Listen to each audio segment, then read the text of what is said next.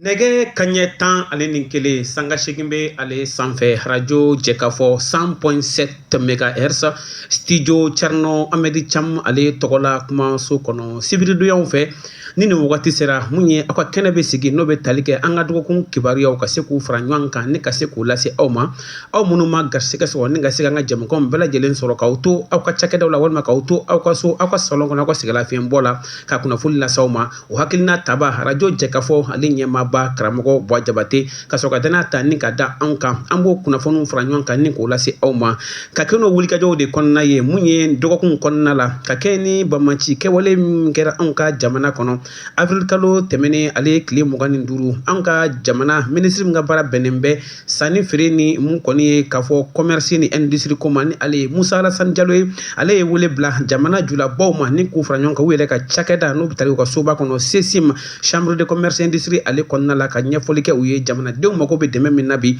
jamana mago bɛ basigi min na bi ni k'o baaraw kɛ an da bɛ don kɔrɔfɔw la o bɛɛ lajɛlen tɛmɛnen kɔfɛ ka kɛ n'o wulikajɔ kelenw ye anw ka jamana ministre fila mun ka baara bɛnnen bɛ jamana kalanko ma duguma kalanko ale ni sanfɛ kalanko ministre n'o bɛ tali kɛ Amadou Si Sabanɛ ale ni mun kɔni ye professeur Burema Kansayi olu tamana ni ka taa ba kɔfɛ école dɔw lajɛ ka ɲɛfɔli kɛ écoledenw ye ka ɲɛfɔli kɛ kalanfaw fɛnɛ ye wagati min ni an b'a kɔnɔ kunnafoni ko kɛlɛ min n'an b'a kɔnɔ bɔlɔlɔsiraw fɛ ka se k'a fɔ k'u hakiliw sigi ni ka wele bila jamanadenw ma ka wele bila denmisɛnw ma u k'u ka kalanw kɛ ni Ala sɔnna jamana ɲɛmɔgɔ kɛmɛ ka ko sugu bɛɛ kɛ yaasa ɲinan kalanko bɛ se ka ɲɛsigi cogo min na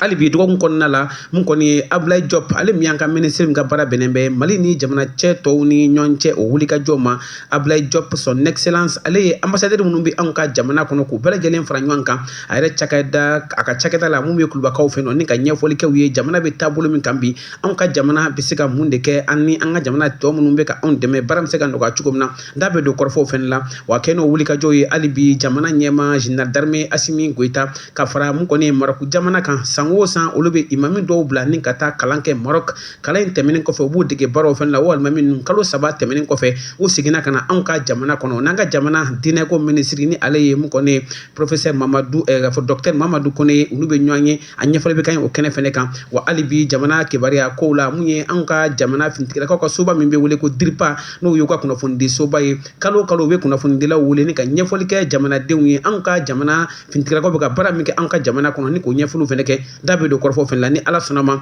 ninnu na kɛ an ka kɔrɔfɔw la kumabaw ye dɔw bɛ fara nin kan ka kɛ ni mun kɔni ye don min na n'an b'a la bi n'o bɛ tali kɛ sibiri ni ale bɛna bɛn mai kalo tile 9 san 2026 an bɛ a fɔ aw ye aw ka bisimilako yɛrɛ tɛna Jɛkafɔ ale sanfɛ foli la kuraw ye tuguni kuma bara aw denkɛ n'aw balimakɛ ne Mamadu Mayiga ne maa min na jɛ ka baara in kɛ ɲɔgɔn fɛ bi sɔgɔma in na technique ale ye Ahmed Jakite le prince du technique mun ye bɔlɔlɔ siraw fɛ jaw ni ka se k'o ta u ye Sylvie Dako ale bolo ni Ala sɔnna sanga kurun kɔnɔ an bɛna nin kɔrɔfɔw la walawala aw ye Jɛkafɔ ale n'a fɔ an bɔra k'a fɔ aw ye cogo min na kunnafoni bakuruba la min ye an ka jamana julaw ka ministre min ye Musa Alassane Jalo ye ale ye commerçants fara ɲɔgɔn kan an ka jamana julabaw u ka ɲɛmaaba yɛrɛ n'o ye président ye m'a fɔ Manju Sɛnpara mun ye CESIM ɲɛmaa ye ka fara a ka bureau membre tɔw kan n'olu bɛ tali kɛ mun kɔni ye Basedu Sila n'o bɛ tali kɛ Seydou Nantume n'o bɛ tali kɛ maa caman wɛrɛ kan kɔrɔfɔ min sɔrɔla kɛnɛ kan aw ni anw an ka jɛni kan ministre lamɛn Musa Alassane Jalo an ka jamana kan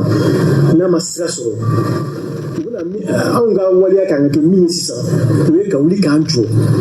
anw minnu ɲɛsin bɛ jamana ka sɔrɔ olu baara ma a kɛra jago ye o a kɛra usine baara ye o a kɛra bolola baara ye o a kɛra sɛnɛ ye o a kɛra baara o baara ye anw de kan ka fara ɲɔgɔn kan bi ka hakili jagabɔ kɛ ni balaw y'an ka jamana sɔrɔ ni kasara y'an ka jamana sɔrɔ Ala ye se di an ma ka na an ka kuma bi an bɛna fɛɛrɛ jumɛn kɛ min b'a to ni kasara min y'a sɔrɔ a kana kɛ sababu min bɛ bɔ an ka cɛsiri la ko min kɛra jamana kɔnɔ ko mɔgɔ saraw la jamana ministre de la défense bɛ sa ko min na aw bɛ se ka fari fɛ o ko la tugun koyi aw bɛ wuli ka baara de kɛ ale su fo ale su k'a fɔ de alhamdulilayi ne sara mɛ min tora ka minnu to n kɔ n tun bɛ ɲini olu sera k'o kɛ. Diyara n ɲɛ kosɛbɛ et que an bɛ jamanadenw fana hakili sigi k'a fɔ ni ala sɔnna ma ni gɛlɛya mun nana ka cun Mali kan an bɛ wulikajɔ ni cɛsiri caman k'a la pour que jamanadenw bɛ se ka u sago sɔrɔ a kɔnɔ cogo min na ni ala sɔnna ma a tɛ kɛ baasi wɛrɛ ye tuguni an kɔni n ye gɛlɛya sɔrɔ a kɔnɔ kosɛbɛ ni ala sɔnna gɛlɛya in bɛ tɛmɛ inshallah kɛ ko ɲinan balo dɔrɔn b'an bolo ou bien ko ɲinan balo dɔrɔn de bɛ ka sɔrɔ Mali kan ka kɛ de kan ka jigin ɲɔgɔn kɔnɔ san 3 balo bɛ yen gɛlɛya nana cogo cogo an bɛ se ka amorti gɛlɛya kura min binnen filan kan a solution dɔ ye an ka se k'an ka balo garanti an yɛrɛ fɛ an ka jamana kɔnɔ jago dabila sa o kunnafoni kelen min na ka kunnafoni jugu cari jamana kɔnɔ ka kunnafoni minnu ma tɛmɛ kan kalo tigɛ k'a fɔ jamana kɔnɔdenw ye a kɛlɛ bɛɛ kelen donc anw de jɔyɔrɔ ka bɔ o la bi anw minnu ye ɲɛmɔgɔw ye ayiwa ni ala sɔnna ma ni an bɔra o kɛnɛ kan hali bi ka kɛ ni kɛwale min kɛra an ka jamana kɔnɔ avril kalo tile 25 tɛmɛnen an ka jamana minisiri fila ye taama kɛ ni ka taa bakɔfɛ kalanso dɔw lajɛ sabula kunnafoni kolon bɛ tɛmɛ bɔlɔlɔsiraw fɛ ka yira k'a fɔ bamaci kɛwale tɛlɛmaw bɛ ekɔliso ninnu dɔw fanfɛlaw la o bɛ kɛ sababu ye jawuli bɛna kalandenw bɛ boli ni ka bɔ kilasiw kɔnɔ ka se ka mun kɔni ye kunnafoni kolon ninnu bɛ kɛlɛ cogo min na o minisiri fila duguma kalanko minisiri ni ale ye mun kɔni ye professeur k'a fɔ Amadu Si Sabane ye fo ka taa se mun kɔni ye professeur Mama k'a fɔ professeur Burema Kansa ye ale ye ministre de l'enseignement supérieur et la recherche scientifique ye olu y'o baara kɔni kɛ fo ka taa se mun kɔni ye Kalaban yɛrɛ ale mun kɔni ye ɲɛmaa fɛnɛ ma an ye mun sɔrɔ kɛnɛ kan an k'o fɛnɛ lamɛn ɲɔgɔn fɛ gouvernement bɛɛ lajɛlen ma an ka foli b'u bɛɛ ye basigi nana yan kabini dɔgɔkun tɛmɛnen hali bi an bɛ wele dabila denmansaw ma u k'u hakili sigi k'an dɛmɛ baara la examen sera ka ban u k'an dɛmɛ examen ninnu ka kɛ ko ɲuman na minisiri y'a fɔ cogo min na jaabi minnu sɔsɔli tɛna se ka ye jaabi minnu na donc o bɛɛ bɛ se ka matarafa n'an bɛ kilasi kɔnɔ tant que jamanadenw sɔnnen don k'an ka jamana ti bi ni ala sɔnna a ti bi kalandenw siran Mali fanga b'a ko an ka sɔrdasiw u ye baara min kɛ ɲi wagati ninnu na ani wagati wɛrɛ bɛɛ b'a kalama u bɛ an dɛmɛ ka na école la k'an ka kalan kɛ n tɔɲɔgɔn bɛ n kɛrɛfɛ ministre de l'enseignement supérieur ale fana nana an bɛ an ka kuma kɛ kelen ye k'a fɔ gouvernement a jɔlen don ka école dɛmɛ ka fɛn bɛɛ kɛ pour écoledenw kana école la écoledenw kana siran foyi ɲɛ galon tɛgɛ de bɛ réseau ɲinu kan a b'aw attention aw bɛ min kalan réseau kɔnɔ sɔgɔmada in na nana o de kama ayiwa ni ala sɔnna ma hali bi mun ye kibaruya kow la an bɛ taa mun kɔni ye affaire étrangère la kulubakaw fɛ nɔ ni ale yɛrɛ minisiri ye mun kɔni ye son excellence Ablaye Diop Mali minisiri min ka baara bɛnnen bɛ Mali ni jamanatɔ cɛw ni ɲɔgɔn cɛ ale ye wuli ka jɔw ma a ye wele bila ambassadeur minnu bɛ anw ka jamana kɔnɔ ni consuls ni k'u fara ɲɔgɔn kan ka kɛ ni kɛwale min kɛra anw ka jamana kɔnɔ avril kalo tile 25 tɛmɛnen ni ka ɲɛfɔli kɛw ye jamana yɛrɛ hakilina ye mun ye bi jamana kunna ye mun ye sabula anw fɛnɛ bɛ jamana min kɔnɔ ni maaw de bɛ ka jɛ ni ka baara kɛ ɲɔgɔn fɛ kɔrɔfɔ tɛmɛnen kɔfɛ Ablaye Diop an ka kɔrɔfɔ lamɛn olu ye jogo kunkolo dɔrɔn de jamana caman ani jɛkulu caman de bɛ nin ko kɔfɛ mɔgɔ minnu nana bi an kan dɔw de ye kɛlɛkɛminɛnw d'u ma dɔw de ye nafolo d'u ma dɔw de y'u recruter dɔw de ye kunnafolo n'o ye renseignement ye k'o d'u ma k'u dɛmɛ ka nin ko nin k'a boloda donc n'i b'a ko kɛlɛ mɔgɔw yɛrɛ tɛ dɛ jamanaw de fana bɛ nin ko kɔfɛ ni baarajugu minnu dara nin tɛ Mali bɔ a ka baara sira kan an ka ministre délégué à la défense n'o ye général Umar Jara y'a fɔ kunun ko Mali k'an bɛ to concentré an ka objectif de kan an ka laɲini ye min ye fo san bɔ kan nin ko t'an la yila a t'an lasegin ko an b'a ɲini Maliyɛnw fɛ an k'an bolo di ɲɔgɔn ma halisa an k'an bolo di ɲɔgɔn ma an ka avancer an y'a yira k'a fɔ lasigiden ninnu na Mali ye o décision min ta kɛlɛ nin bɛ ka ɲɛsin o de ma pour que ka se k'an ka jamana la ɲɔngiri cogo min pour que mɔgɔw kana minnu bɛ se k'olu sago kɛ n'an y'a yir'u la k'a fɔ tiɲɛ don ni kɛlɛ min nana bi an kan ka jamana wɔɔrɔ ka dugu wolonwula attaqué ka na ka maramafɛnw ta ani camion piégés ka ɲɛsin jamana ɲɛma siyɔrɔ ma ka ɲɛsin ministre Sadio Kamara siyɔrɔ ma o tɛ ko gansan ye Ayiwa ni ala sɔnna ma ni an bɔra o kɛnɛ kan Mali ni Maroc jamana ni ɲɔgɔn cɛ mun ye tigɛdi ɲɔgɔnmaya o baaraw bi senna mukane wulikajɔ de kɔni ye jamana ɲɛma général d'armée Assimi Goïta ale kɛlen bɛ k'o wulikajɔ k'o lakurakuraya tuguni hali bi Mali ni Maroc ni ɲɔgɔn cɛ mun ye an ka imamunakaw maa 100 ni kɔ olu bi taa kalan kɛ mun kɔni Marockaw fɛ yen nɔ o baaraw kɔni bɛ kɛ o tɛ dan kalan dɔrɔn ma o bɛ dege mun kɔni ye bololabaaraw caman fɛnɛ kɔnɔna yaasa n'u seginna ka na alimamiya tɛmɛnen kɔfɛ u ka se ka bolominɛyɔrɔ sɔrɔ baaraw bɛ kɛ u ka kɛnɛ wulikajɔ de kɔni ye kalo 3 tɛmɛnen kɔfɛ o imamu ninnu seginna ka na an ka jamana kɔnɔ an ka jamana diinɛko minisiri ni ale ye Dr Mamadou Kone ye ale ye wulikajɔ kɛ ni ka se ka maa ninnu kunbɛn a ye mun sɔrɔ ni ka d'u ma ka se alimami ninnu yɛrɛ tɔgɔla maa min kumara aw ni an ka jɛni ko kɔrɔfɔw lamɛn ɲɔgɔn fɛ. An bɛ ala kɛrɛ fo ka sala ala kɛrɛ sallallahu alaihi wasallam an taara kalo 3 kalan min na vraiment an ye formation nafa caman sɔrɔ a la mun b'a yira na k'a fɔ hadamaden silamɛ ɲuman kan k'i ka jamana dɛmɛ de ka bɔ degun kɔnɔ i man kɛ sababu ye degun sigi ka jamana ma i kan ka jamanadenw lafaamuya silamɛya yɛrɛ ye mun fɔ diinɛ kɔnɔ jamana kan silamɛya y'a yira na k'a fɔ diinɛ yɛrɛ jamana yɛrɛ kanu fɔlɔfɔlɔ de silamɛya ye ala kɛra o de silamɛ o yira silamɛ bɛɛ lajɛlen la mais silamɛ man kɛ degun ye ka silamɛya nege bɔ silamɛw la an kun b'a dɔn ka kɔrɔ dɛ mais u ye caman fara kan an kun ma mun faamu ka tɛmɛ a sɔrɔla an ka jamana président de la transition de sababu la n'o ye général d'armée Assimi Goïta ye Maroc ye jamana ye ni a ye hakilina miiri caman sɔrɔ jatigɛ wale kɛlɛli la donc alimami ninnu bɛ bila ka taa o de kalan Maroc bolo walisa anw yɛrɛ ka mɔgɔw ka caya mun bɛ se ka jatigɛ wale kɛlɛ sababuya kɛ ka don mɔgɔw hakilina miiri kɔnɔ ka a bɔ sitana bolo donc alimami ninnu bɛ na o tigi de lafaamuya k'a lɔ k'a fɔ diinɛ yɛrɛ ye jamana de ye jamana fana kan ka protéger jamana tɛ protéger ni jamanadenw jawuli ye jamanadenw tɛ protéger n'o fagali ye donc alimamiw taara o formation min kɛ k'o kalan min kɛ k'a faamuya kosɛbɛ ka fara formation professionnelle kan n'o ye bololabaara kɛ caman ye o de sigira ka na kalo 3 kalan kɔfɛ ka na fɔ an ɲɛna o da jɛra k'o ye kalan min kɛ olu ye ko mɔgɔ kana wari minɛ mɔgɔ bolo k'i ka jamana ci.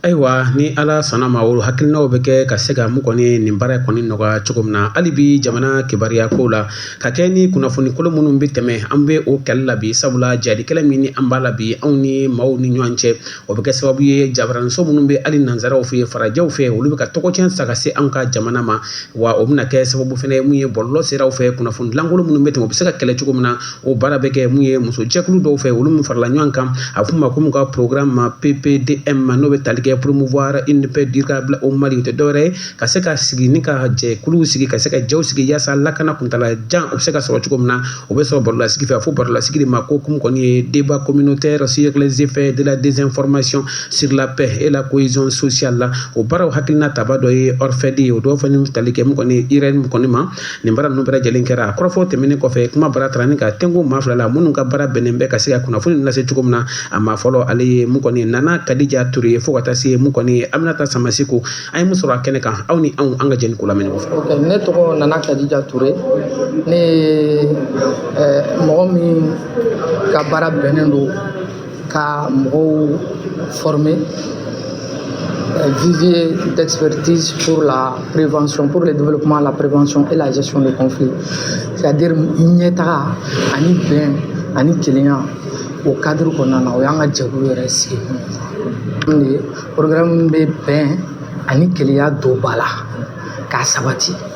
Voilà, o programme de kɔnɔna la bi an ye bi ɲɔgɔnye in kuru tigɛ. Bi ɲɔgɔnye in kun ye min ye kunnafoni laseli ko juguya a kɔlɔlɔ bɛ se ka kɛ min ye k'a fɔ hadamadenw k'a dɔn k'a kɔlɔlɔ dɔn parce que a kɔlɔlɔ ka ca n'a nafa ye an bɛ se k'a fɔ nafa yɛrɛ t'a la. Kunnafoni filɛ nin ye e bɛ se k'a ye cogo dɔ la e mana bayɛlɛma cogo jugu la e bɛ taa fɛn wɛrɛ de lase a tigi ma a tigi yɛrɛ m'a dabɔ wale min kama a tɛ ka waleya min fana kɛ. Donc je pense que an bɛ don min na i ko bi o de ɲɔ ɲɛnen don an fɛ yan kosɛbɛ kosɛbɛ parce que hadamaden caman de ka diɲɛnatigɛ bɛ tiɲɛ a ko sugu ninnu kama furu caman sara a kama jamana yɛrɛ bɛ degunba de kɔnɔ. N bɛ jamana yɛrɛ fo o yɔrɔ la kosɛbɛ parce que jamana fana bɛ ka contre kunnafoni di ne bɛ journal la don o don u bɛ to k'a ta kunnafoni di wale mɔgɔ minnu bɛ yen nɔ n'olu ye kɔfɛ jamanaw ye n'u bɛ kunnafoni jugu minnu jɛnsɛn jamana fana bɛ contre information di bamanankan na k'o kunnafoni ninnu lakari ka dibi fara ka bɔ kɛnɛ la nkalon ani tiɲɛ ka bɔ ɲɔgɔn na voilà bi a wale kɛbaga bakuruba ye an yɛrɛ sifinnamɔgɔw de an yɛrɛ y'an ka mɔgɔ ye a sifinnamɔgɔw de ka ca ni ayiwa ni ala sɔnna ma sabula sifinnamaw de ka wulikajɔ ka bon bɔlɔlɔ siraw fɛ ale tɛmɛnen kɔfɛ mun ye Aminata Samaseku an ka dɔnnama fana kɔrɔfɔ la wagati min na sisan nɔ an mago bɛ basigi de la kunnafoni jɔsita ninnu olu bɛ se ka na ni an ka basigi donni ye sifinw filɛ nin ye olu de ye pouvoir belebeleba ye an ka jamana kɔnɔna na nin wagati in na ni a fɔra ko olu mana bɛn ni kunnafoni fɛn fɛn olu ka o ta ba la ou bien ka tila ka o cari tuguni o kunnafoni ninnu kɔlɔlɔ bɛ se ka caya an ka basigi ale ni an ka sigiɲɔgɔnmafɛnw ma an yɛrɛ ni ɲɔgɔn cɛ an ka jamana kɔnɔna na filanan a bɛ se ka fitinɛ don fɛnɛ jamana kɔnɔdenw ani jamana maralaw ma ni ɲɔgɔn cɛ fitinɛ filanan a bɛ se tuguni ka an ka jamana yɛrɛ yira togo la togo min ni an si tɛ fɛ a ka yira ten togo la jamana wɛrɛw kɔnɔna la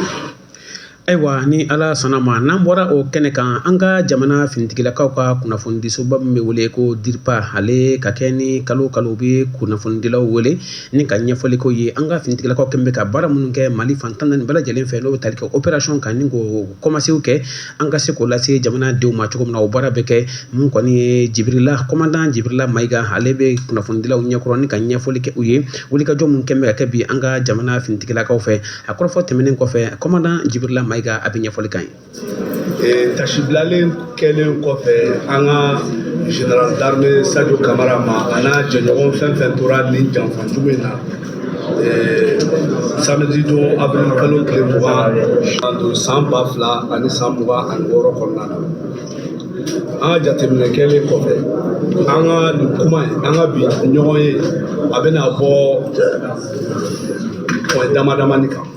o point damadamani a fɔlɔ o ye binkani wale mun kɛra ka ɲɛsin an ka jamana ma k'an ka jamana sɛgɛrɛ le 25 avril 2026 ale ni an ka cɛbaw bɛ baara mun na terrain kan n'a bɛ fɔ a ma ko opération a filanan o ye binkani wale in kɛlen kɔfɛ an y'a ye k'a fɔ ko mɔgɔw bɛ ka bisigi ka u bisigi ka u yecogo u kɛcogo la donc n'a bɛ fɔ o ma ko amalgame a sabanan ye weleweleda dɔ de bɛ n bolo k'a ɲɛsin jamanadenw o weleweleda in an bɛna kuma an bɛna masalaw kan an y'a jateminɛ k'a fɔ ko binkani wale cɛjugu mun ɲɛsinna an ka jamana ma samedi don avril kalo tile 26 o kun tɛ ko wɛrɛ ye ko mun don mun bɛ ka basigibaliya k'a don an ka jamana kɔnɔ n'a bɛ fɔ ko déstabilisation o basigibaliya mun bɛ ka don an ka jamana kɔnɔ an ye k'a fɔ ko jatigɛwale kɛbagaw u ye attaque simultanée et coordonnée c'est-à-dire u ye attaque kɛ ɲɔgɔn fɛ yɔrɔ 7 kɔnɔna na wa o kɔnɔna na an ye k'a fɔ ko minnu donna Kati kɔnɔna na o kun nana ni bolimafɛnw ye bolimafɛn minnu bɛ mugujugu pɛrɛnta bɛ minnu kɔnɔ n'a bɛ f'o ma ko véhicule kamikaze o mugujugu pɛrɛnta ninnu o dɔ kun ɲɛsinna général Sadio Kamara an ka ministre de la défense ka so ma o filanan wɛrɛ kun ɲɛsinna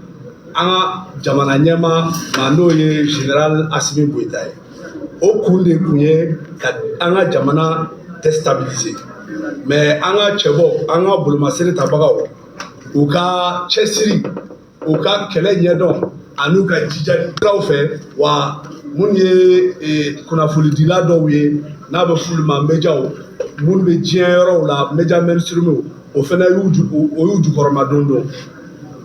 mais o si la an ka cɛdenw o ma kɛlɛ to yen u ye kɛlɛ kɛ o kun bɛ fɛ mun ka kɛ o de kun ye 2012 scénario ye 2012 scénario comme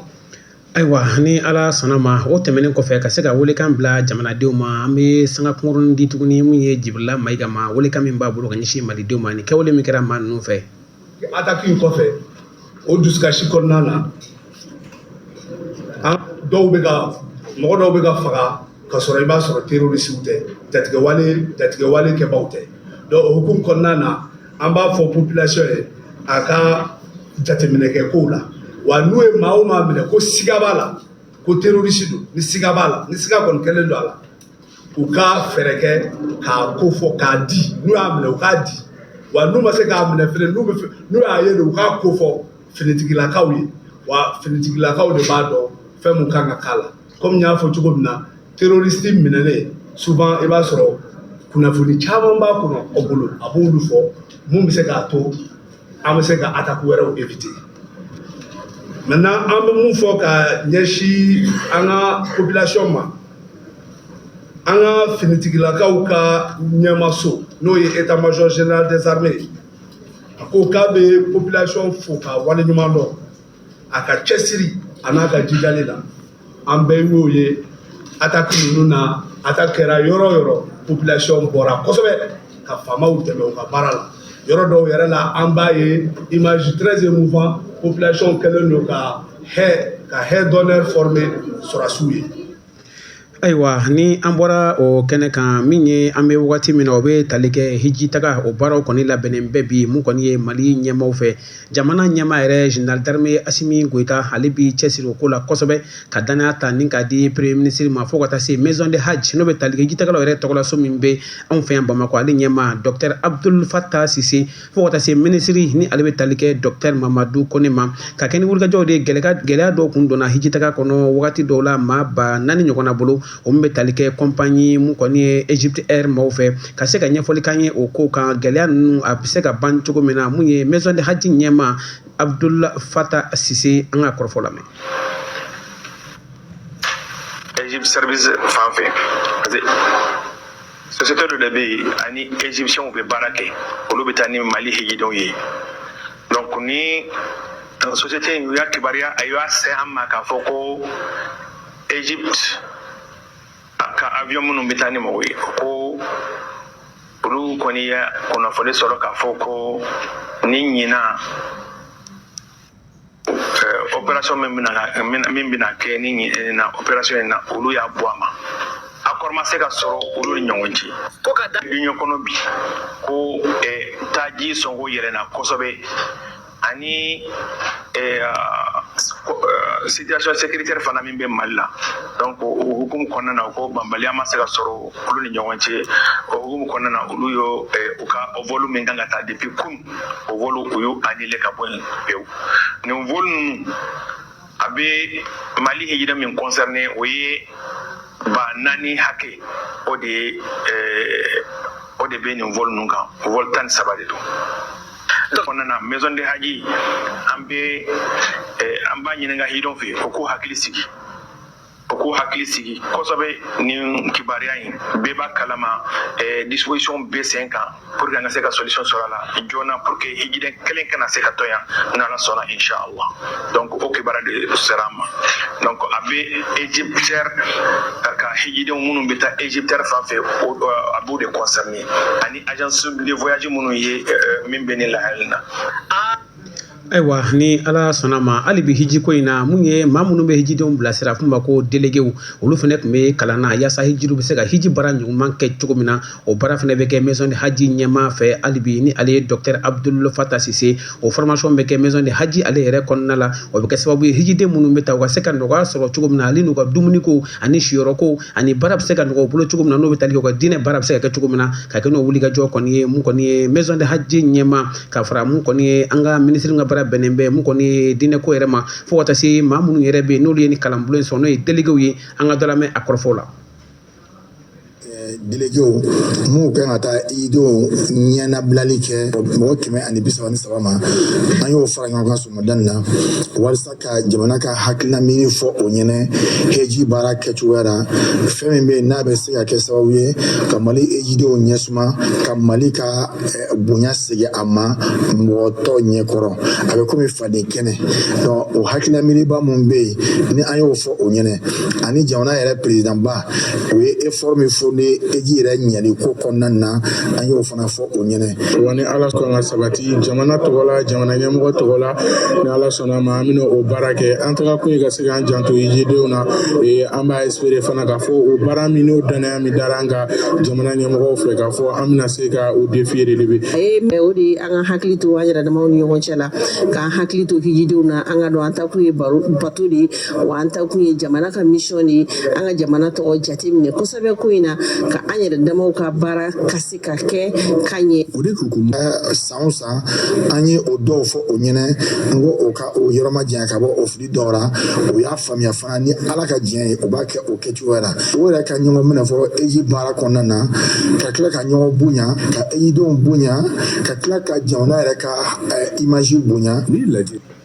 Ayiwa ni ala sɔnna o ma ka kɛ ni hali bi an ka jamana kibaruya ko ye an ka jamana ɲɛmɔgɔ kɛmɛ ka wuli ka jɔ kɛ maa minnu bɛ ni u ye gɛlɛya sɔrɔ ka kɛ ni avril kalo tile 25 tɛmɛnen kɛwale min kɛra an ka jamana kɔnɔ ka se ka dɛmɛ ta ka ɲɛsin o maa minnu ma minnu joginna ani minnu bɛ n'u tanyana u bɛ se ka mun kɔni ye lafiya bɔda sɔrɔ cogo min na ka se ka mun kɔni ye dɛmɛ ta ka ɲɛsin u ka denbayaw ma an ka minisiri fila kɛnɛya minisiri colonel major Asaba Jalo Touré ale ni ministre de l'administration territoriale la ni ale bɛ tali kɛ jamana porte-parole yɛrɛ kan gouvernement tɔgɔ la ni ale Isa Usumana Kulubali ye olu ye wulikajɔ min kɛ ka se ka dɛmɛ ta ka ɲɛsin gouverneur ma o dɛmɛ ka sina ye yɔrɔ minnu bɛ n'u mago bɛ dɛmɛ in na an ye mun sɔrɔ kɛnɛ kan ni ministre fila ka kɔrɔfɔ an ka jɛ ni ko lamɛn ɲɔgɔn fɛ.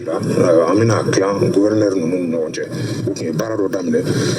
lasigidenw b'u ka yɔrɔ la nin ko ninnu kama donc ni dɛmɛ bɛ taa di olu de ma u k'u yɛrɛ dɛmɛ n'a ye k'u k'a lase minnu n'a ka kan u k'a lase olu ma. An ka solidarité ministère bi donc n'a kɛra an se min an b'an jija an b'a kɛ an dɛmɛbagaw bɛɛ n'an b'a daminɛ jamana ɲɛmɔgɔw la an y'a ye président CNT ne premier ministre talen banabagatɔw lajɛ u ye dugukolo dɔ kɛ INPS bi u ye dugukolo dɔ kɛ Orange fana ye dɔ kɛ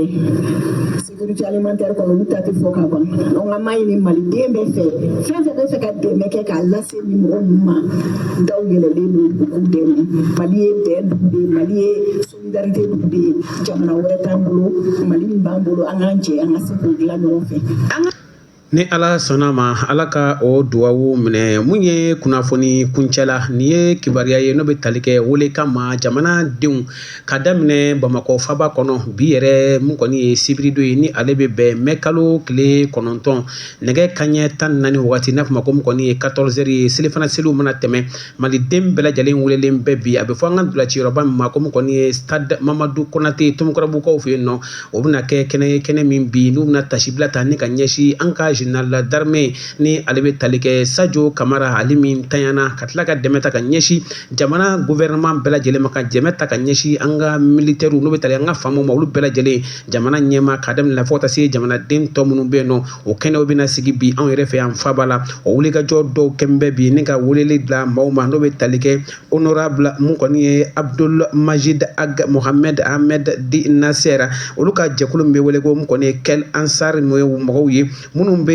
faba kɔnɔ yan Bamakɔ ani minnu bɛ marabolo tɔw kɔnɔ ka daminɛ Kidal kana Tombouctou Gao fo kana se Mopti marabolo bɛɛ lajɛlen ma o baaraw bɛna kɛ cogo min na Bamakɔ bi baaraw bɛna kɛ Mali marabolo tɔw fana bɛɛ lajɛlen kɔnɔna la ka daminɛ Segu fo ka taa se mun kɔni ye Sikaso ka taa Mopti o welekan kelen bɛ ka bila jamanaden bɛɛ lajɛlen ma bi yɛrɛ sibiri ni ale bɛna bɛn mun kɔni ye mɛ kalo tile 9 nin baara ninnu bɛna kɛ a fɔ ma mun kɔni ye ka se ka meeting cohérence ka bɛɛ kɛ wagati kelen kɔnɔna la wa hakilina tɛ dɔ wɛrɛ y'a fɔ cogo min na an ka général ba min ni ale tanyana n'o bɛ tali kɛ mun kɔni ye général d'armée Sajo Kamara ka dɛmɛ ta ka ɲɛsin finitigilakaw fana ma tila ka taa dugawu fana kɛ tuguni jamana yɛrɛ ye gɛlɛya min ni an b'a kɔnɔ wulikajɔ min sera k'an ka finitigilakaw fɛ ni ka se k'o baara kɔni ban cogo min na mun ye Bamakɔkaw ye wele kɔni bilalen bɛ olu ma bi nɛgɛ kanɲɛ 14 wagati Mamadu Konate ale kɔnɔna la ka taa kɛ mun kɔni ye seere ye ka dugawu kɛ ka tila ka yira diɲɛmaw la k'a fɔ an ka finitigilakaw an b'u kɔ ka tila ka yira tuguni mun ye farajɛ minnu ka kunnafonidiso minnu bɛ kɛ nkalon ta ka taa an ka jamanaw la ka tila ka to olu ka kunnafoniw lakari cogo min na bala kɔni bɛna bila nin kɛnɛ de kan radio jɛ ka fɔ anw na ye kɛnɛ kan yaasa mun kɛ ka seereya ye ni k'o lase jamanadenw ma cogo min na radio jɛ ka fɔ ale sanfɛ nin de bena dan siganka bi sogoma ina don kibaru munu nu farla ɲɔgɔn kan tugun kɔnɔ ka se ka lasaw ma cogo min na nin bara ninnu bɛɛ lajɛlen bɛ labɛn ni an ka kunnafoni so sira ale ɲɛmaaba n'o bɛ tali kɛ rédacteur en chef karamɔgɔ Bokar Traoré bara in bɛɛ lajɛlen bɛ bila maa min ka dangana kɔnɔ a jɛ ka fɔ ale ɲɛmaaba karamɔgɔ Buwa Jabate ka kunnafoni lase aw ma aw denkɛ n'aw balimakɛ n'aw ka kalanden ne ye Mamadu Mayiga ye ne ni maa min jɛra ka baara kɛ ɲɔgɔn fɛ bi sogoma na technique o tun bɛ Ahmed Jakite le prince du technique ka se ka jaw ta ni ko bila bɔlɔlɔ sira fɛ o ye maa min ka baara ye o de ye Sylvie Dako ye an bɛ a fɔ a kan bɛn diɲɛ waati wɛrɛ kunnafoni na ɲini ka d'aw ma Mali kɔnɔ Mali kɔ kan aw kan bɛn diɲɛ waati wɛrɛ wa salam